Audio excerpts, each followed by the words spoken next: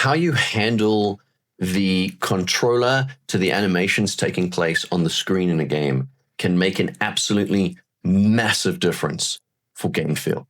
And game feel itself, when the game feels really good to play, just to move the character around, just to navigate the systems in the game, when that feels really good, it creates sort of an underlying addictiveness to playing the game. It creates sort of the baseline fun, if you will.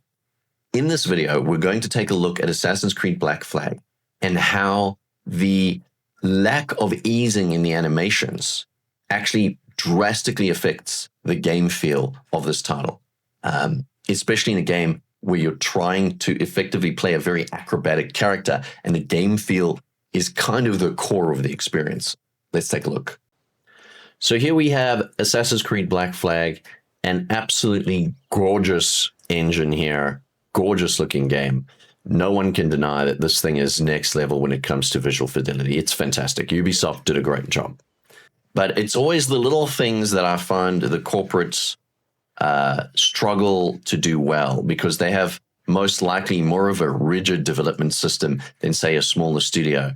And I feel that these types of games, while they can be good, they often lack a nuance, a certain sincerity or authenticity that adds so much to the game experience, and that usually brings titles, from an 8 out of 10 game to a 10 out of 10 game, right? It's the little things. So let's take a look at some of the animations and some of the things that I'm talking about.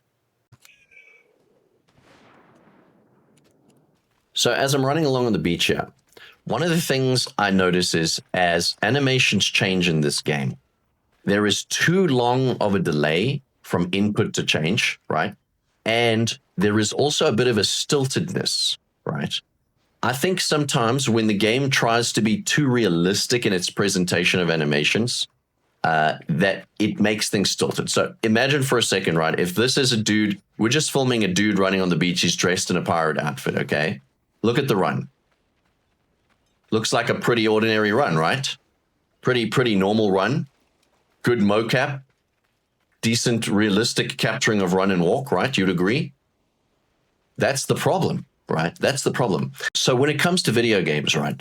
Video games, cinema, books, TV shows, comics, right? They are always essentially a dramatization of reality, even if it has photoreal graphics. Or it's very, very super deformed or cartoony looking, right? And the run animation there that I was illustrating is exactly the problem, right? We'll take a look at it now. It's too real. It's boring. It's grounded, right? It needs more emphasis. Let's jump back in. So it's very realistic to the point of being boring. There needs to be more weight, more foot stomps, right? More swinging of the arms, an exaggeration, if you will. More squash and stretch, if you will. And again, it doesn't have to be extreme. It doesn't have to be extremely different, all right? It has to just be more exaggerated, more embellished, right? And that's going to make us feel like I am stomping through the sand on a beach. I'm a weighty dude, right? I've got a lot of strength. I've got a lot of dexterity, right? And you might think, well, Scott, you're nitpicking. These are small little things, right? It's exactly what I'm saying. These small little things make the biggest difference in game feel, because we're talking about game feel. So my first thing is that we've got very, very ordinary mocap on the animations, right? Not nearly tweaked enough or exaggerated enough. And that's going to have a big impact on the dexterousness. The second thing is that the animations and the movement, so from controller to screen, it can be very stilted. There are a lot of time gaps between animations playing out. So let's jump up here, for example. There's a lot of time where you're not actually in control. You're waiting for the animation to finish playing, and sometimes it takes very long. At certain times, so for example, if I did hopping between these things, you're just pressing forward, you're pressing X, you're not really in control of anything. You cannot control Edward while he's mid-air. You have no degree of adjusting his trajectory. And again, we're going to say, well, that's kind of realistic to a degree. And yeah, it is kind of realistic, but again, it's about game feel. We're not going for realism. We're going for believability, right? Like, we want to believe that we have a sort of a dynamic, flexible control over the character, right? So my second point, though, would be primarily that there are too long pauses between certain animated sections. So if I'm trying to get him to stand against the wall here, which, by the way, itself is painful, the transitions are stilted at times, right? Like, get to the wall, there we go. Like, there's nothing that gives me feedback that I'm in control of, like, he's at the wall. It's kind of like, my dude, get to the wall, please. You know? But there's a lot of stiltedness, a lot of stiffness between the change of animations, right? When you're climbing something, there's too much time of lack of control, or it takes too much time to move from animation to animation, right? Another thing as well is when I put on his hood, he does this very quickly. Right? And I think that's fun, right? Like, I'm trying to sneak around, I'm trying to be a spy or whatever, an assassin. Oh, let me quickly put my hood on. Okay, by the way, I don't know if you noticed there, I had to wait till he had stopped moving before it played the animation. Same thing here, I can't put his hat on while he's running, right? Like, I'm trying, okay, now I can. So, while he's running, I'm holding forward and I'm hitting the D-pad left. He can put his cap on. If I let go of running, right, let's take his cap off. You see that certain animation phrases, let's call them, or certain phases of animation, you have no control. You can't do anything. So as he's stopping running, I had to hit D-pad like 4 times just to get him to put this hood on, right?